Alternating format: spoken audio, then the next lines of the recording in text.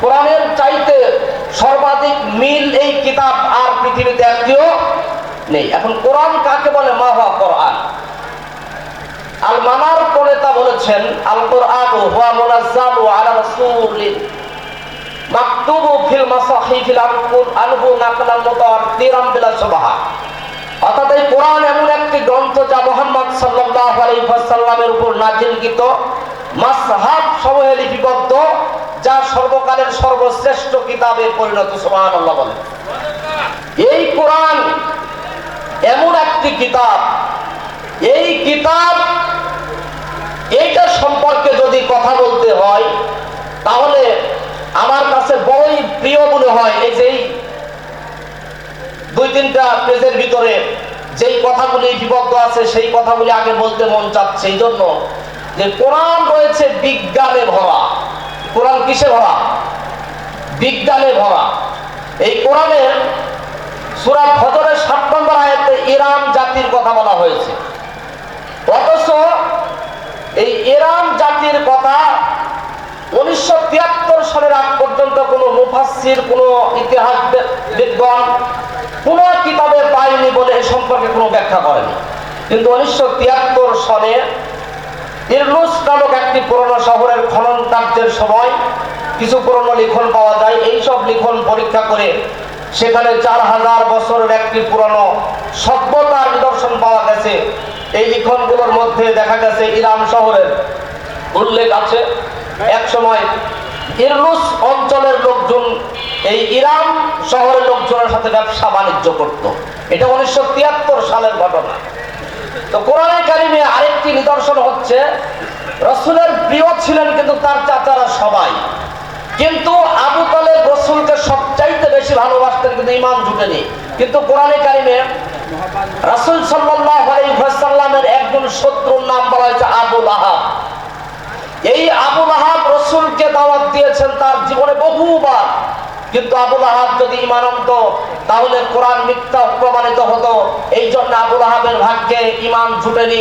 সুতরাং কোরআন একটা চিরন্তন সত্য কিতাব, এইটা প্রমাণিত হয়েছে। জোরে বলেন সুবহানাল্লাহ।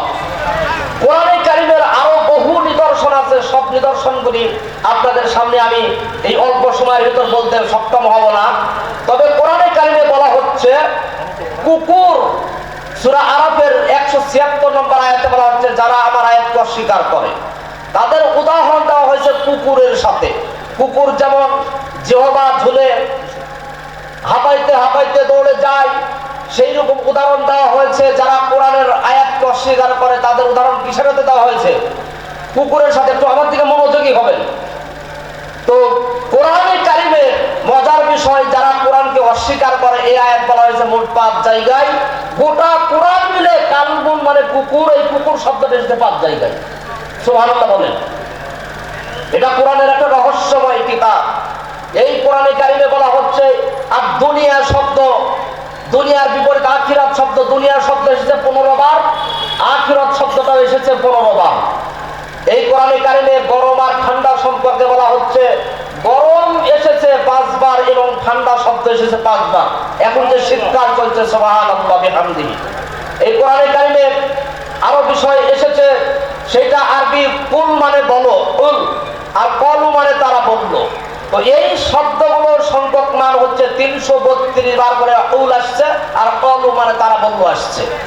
কোরআনে কারিমে মালাকুল শব্দের অর্থ ফেরেশতা, আর এর বিপরীত শব্দ হচ্ছে শয়তান। ফেরেশতা শব্দ এসেছে কোরআনে কারিমে 88 বার এবং শয়তান শব্দ এসেছে 88 বার। এইরকম করে কোরআনে কারিমের বহু তত্ত্ব যেটা পাওয়া যাচ্ছে আজকে, এই তথ্যটা যতই উদ্ঘাটন করতে যাবেন ততই আমরা বিস্ময় হতবাক হয়ে যাই। আল্লাহ তাআলা কোরআনে কারিমে বলেছেন ওয়াইন কুনতুম ফি রাইবিন মিম্মা নাযালনা আলা আবদিনা ফাতু বিসূরাতিন মিন মিথলি ওয়াদউ শুহাদাআকুম মিন দুনিল্লাহি ইন কুনতুম সাদিকিন। আল্লাহু আকবার।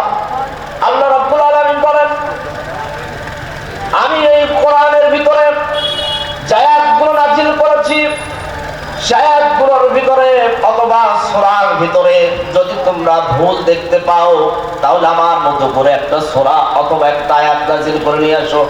আল্লাহ রাব্বুল আলামিন বললেন যদি তোমরা সত্যবাদী হও, রাব্বুল আলামিন বলেন ফা ইল্লাম বিহাব্বিম মিনাল্লাহি ওয়া রাসূলি বলাতে ফাইলাম তাফআলু ওয়া লান তাফআলু ফাত্তাকুন নার আল্লাতী ওয়াকুদুহা আন-নাস ওয়াল হিজারা। আল্লাহ পাক বলেন যদি তোমরা না পারো, যেহেতু তোমরা এই কোরআনের মতো কোরআন তোমরা নাজিল করতে পারোনি, আর ওয়ালান তাফআলু ভবিষ্যতে কখনো পারবে না, লানে তাকিদ দিয়ে আল্লাহ রাব্বুল আলামিন বলেছেন। সুতরাং তোমরা সে আগুনকে ভয় করো যে আগুনের ইন্ধন হবে মানুষ এবং পাথর। নাউজুবিল্লাহ। অর্থাৎ কোরআনে কারীমের মতো একটি কিতাব, একটি সূরা, একটি আয়াত तमाम পৃথিবীর মানুষ একত্রিত হয়েও আল্লাহ পাকের এই চ্যালেঞ্জকে গ্রহণ করতে পারেনি, তখন থেকে এখন পর্যন্ত নয়, বরং ওয়ালান তাফআলু আল্লাহ বলছেন লামে তাকিদ দিয়ে, এখন নয় বরং কিয়ামত পর্যন্ত এই কোরআনের মতো কোরআন নাযিল করার জন্য তোমরা যদি চেষ্টা করো, গবেষণা করো, তোমরা যদি প্রচেষ্টা চালাও, তারপরেও কোরআনের মতো কোরআন তোমরা নাযিল করতে পারবে না। আল্লাহ পাকের এই চ্যালেঞ্জের সামনে আজ পর্যন্ত কেউ মোকাবেলা করতে পেরেছে নাকি? পেরেছে? আমার বন্ধুগণ, কোরআনে কারিমে এমন একটা নিদর্শন, এই কোরআনে কারিমে রয়েছে 114টা সূরা। কয়টা সূরা? 114টা সূরা। মজার ব্যাপার হলো এই কোরআনে কারিম বিশ্বনবী মুহাম্মদ রাসূলুল্লাহ সাল্লাল্লাহু আলাইহি ওয়াসাল্লামের বয়স যখন 40 বছর 6 মাস 12 দিন, তখন 632 খ্রিস্টাব্দে হিজরি পূর্ব 13 সনে সূরা আলাকের 5টি আয়াতের মধ্য দিয়ে এই কোরআনের নাজিল শুরু হলো। বিশ্বনবী মুহাম্মদ রাসূলুল্লাহ সাল্লাল্লাহু আলাইহি ওয়াসাল্লাম মক্কা মুকাররমায় তিনি ছিলেন আল আমিন আস-সাদিক। একটু জোরে বলেন সুবহানাল্লাহ। তিনি কি ছিলেন? আল আমিন আস-সাদিক, মানে বিশ্বাসী, সত্যবাদী। আল্লাহ রাব্বুল আলামিন যখন কোরআনে কারীম নাযিল করে বিশ্বনবী মুহাম্মদ রাসূলুল্লাহ সাল্লাল্লাহু আলাইহি ওয়াসাল্লামকে বললেন, নবী হে, আপনি দাওয়াত দিন আপনার আত্মীয়দেরকে, আপনি দাওয়াত দিন মক্কার মানুষদেরকে, আপনি দাওয়াত দিন বলে আবকে, আপনি দাওয়াত দিন আব্দে মানাফকে, কুরাইশকে, এইভাবে ফেহেরকে দাওয়াত দিন। যখনই বিশ্বনবী মুহাম্মদ রাসূলুল্লাহ সাল্লাল্লাহু আলাইহি ওয়াসাল্লাম দাওয়াত দিতে শুরু করলেন, মক্কার লোকের কাছে কখনো হয়ে গেলেন কাযযাব। কি হলেন? কাযযাব মানে মিথ্যাবাদী। কখনো হলেন সাহির মানে জাদুকর, কখনো হলেন শাইর মানে কবি, এভাবে কখনো হলেন মাজনুন মানে পাগল, কখনো হলেন তিনি গণক। নাউজুবিল্লাহ। অপরাধ কি ছিল? কোরআনের দাওয়াত দেওয়া। কোরআনের দাওয়াত দেওয়ার কারণে তার সম্প্রদায়ের লোকেরা সহ্য করতে পারল না। আর একটা মজার ব্যাপার, এই কোরআনে কারীম নাজিল যেই দিন শেষ হয়ে গেল সেই দিন ছিল 632 খ্রিস্টাব্দ। সফর মাসের সোমবার দিন সেই দিন ছিল। বরং 6-7 মাস আগে যখন 10ম হিজরির 9 জিলহজ আরাফার ময়দানে বিশ্বনবী মুহাম্মদ রাসূলুল্লাহ সাল্লাল্লাহু আলাইহি ওয়াসাল্লামের উপর এই কোরআনে কারীমের একটা আয়াত নাযিল হলো, সূরা মায়েদার 3 নম্বর আয়াত, যেটা আল ইয়াউমা আকমালতু লাকুম দীনাকুম ওয়া আতমামতু আলাইকুম রাদিতু লাকুমুল ইসলাম দীনা। জোরে বলেন আল্লাহু আকবার। মানে আমি আজকে ইসলামকে পরিপূর্ণ করে দিলাম। এটা ছিল বিদায় হজের ভাষণের দিন, রাসূল কারীম সাল্লাল্লাহু আলাইহি ওয়াসাল্লামের হিজরতের 10ম বছরে। এই আয়াত শেষ আয়াত নাযিল হয়েছে, তবে আংশিক আয়াতটা পূর্ণাঙ্গ নয়। কোরআনে কারীমের সর্বশেষ আয়াত যেটা নাযিল হয়েছে রাসূলের ইন্তিকালের মাত্র 9 দিন আগে, শনিবার দিনে আয়াত নাযিল হয়েছে। পরের শনিবারের পরেই সোমবারে তিনি ইন্তিকাল করেছেন, সেটা সূরা বাকারা 281 নম্বর আয়াত। সেই আয়াতটা হচ্ছে ওয়াত্তাকু ইয়াওমান তুরজাউনা ফীহি ইলাল্লাহি সুম্মা তুওয়াফা কুল্লু নাফসিন মা কাসাবাত ওয়া হুম লা ইউযলামুন। মানে তোমরা ভয় করো সেই দিনকে, যেই দিন তোমরা একে অন্যের কাছে কোনো কিছুই পাবে না। তোমরা যা অর্জন করেছো সেইটা তোমরা পাবে, এর ব্যতিক্রম কম বেশি কিছু পাবে না। সুতরাং সেই দিন কারো উপর জুলুম করা হবে না। এই আয়াত নাযিলের মাধ্যমে কোরআন নাযিল শেষ হয়ে গেল।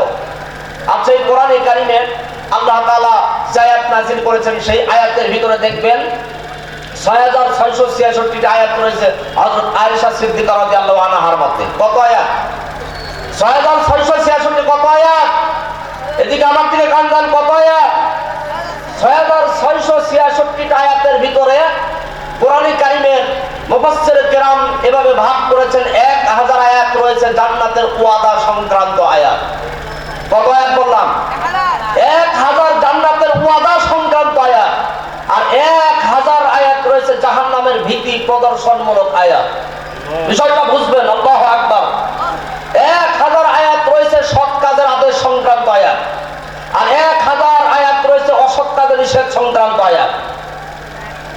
তারপরে বলা হচ্ছে ঘটনা সমৃদ্ধ আয়াত, ঘটনাবলী সংক্রান্ত আয়াত 1000, উদাহরণ সম্বলিত আয়াত 1000, হলো 6000, 250 হালাল বিধান সম্পর্কিত আয়াত, আর হারাম বিষয় সম্পর্কিত আয়াত ছিল 250, এই হলো 6500 আয়াত।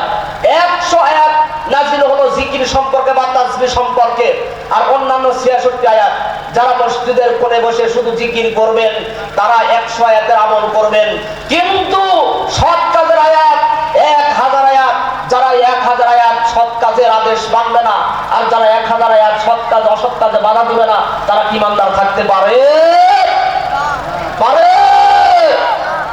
পারে না। কারণ উদখুলু ফিস-সিলমি কাফা ওয়ালা তাত্তাবিউ খুতুওয়াতিশ শাইতান ইন্নাহু লাকুম আদুউম মুবিন, সূরা বাকারা 208 নম্বর আয়াত। আল্লাহ রাব্বুল আলামিন বলেন, হে ইমানদারগণ, তোমরা ইসলামের ভিতরে পরিপূর্ণরূপে দাখিল হও, ইসলামের ভিতরে তোমরা পুরোপুরি ঢুকো, আর কখনো শয়তানের পথ অনুসরণ করো না, কেননা সে তোমাদের প্রকাশ্য দুশমন। জোরে পান কি? প্রকাশ্য দুশমন। একটা হাদিস সহিহ বুখারীতে এসেছে, বুখারী এবং মুসলিম দুটি কিতাবের ভিতরে এসেছে। হাদিসের বিশুদ্ধ দুইখানা কিতাব। ওয়ান আবি হুরায়রা রাদিয়াল্লাহু তাআলা আনহু قال رسول الله صلى الله عليه وسلم نزل القرآن على 5 أوجه حلال وحرام ومحكم ومتشابه وأمثال। কোরআন কারীমের আবু হুরায়রা থেকে বর্ণিত হাদিস, বিশ্বনবী মুহাম্মদ রাসূলুল্লাহ সাল্লাল্লাহু আলাইহি ওয়াসাল্লাম বলেছেন, কোরআন কারীমের আয়াত হচ্ছে 5 প্রকার। কয় প্রকার আয়াত? একটু জোরে বলেন, কয় প্রকার আয়াত? কোরআন কারীমের 5 প্রকার আয়াত রয়েছে। হুকুমের দিক থেকে কোরআন কারীমের আয়াত 3 প্রকার, শব্দের দিক থেকে কোরআন কারীমের আয়াত 2 প্রকার। 3 আর 2 5 প্রকার।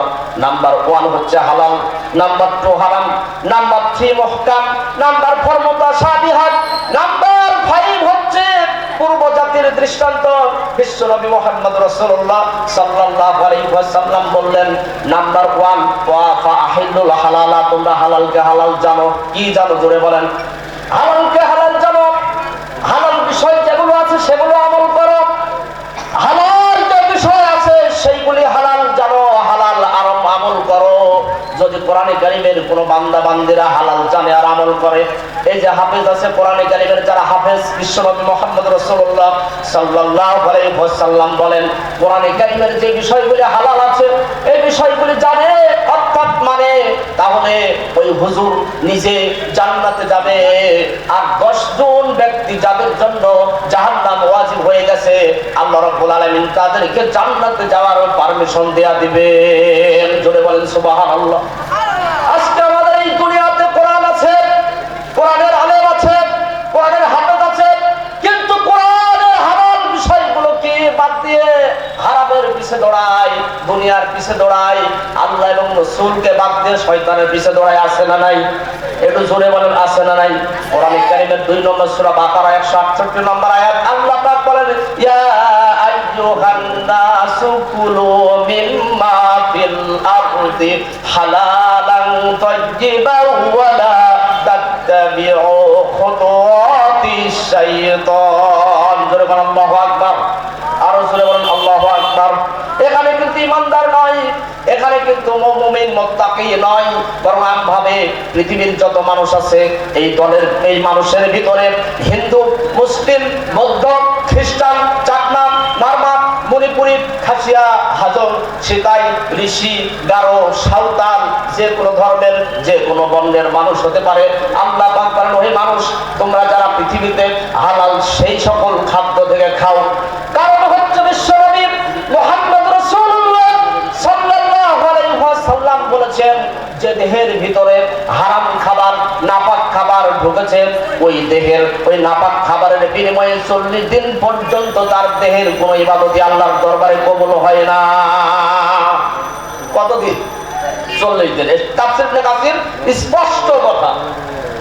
আমার বন্ধুগণ, বিশ্বনবী মুহাম্মদ রাসূলুল্লাহ সাল্লাল্লাহু আলাইহি ওয়াসাল্লামের উপর এই কোরআনে কারীম নাযিল হয়েছে। এই কোরআনে কারীমের ভিতর 14টা জাতি আছে, ধ্বংসপ্রাপ্ত জাতি। যতগুলি কোরআনের আয়াত আমি পড়েছি, এই পড়ে যতটুকু জানতে পেরেছি 14টা জাতি ধ্বংস হয়েছে, কিন্তু বেশিরভাগ ধ্বংস হয়েছে সমসাময়িক যুগের লোকেরা নবীদের উপর অন্যায় আচরণ করার কারণে, নবীদেরকে শত্রু বানানোর কারণে, নবীদের বিরোধিতা করার কারণে, আল্লাহর আনিত বিধান অস্বীকার করার কারণে আল্লাহ রাব্বুল আলামিন যুগে যুগে জাতিদেরকে ধ্বংস করে দিয়েছে।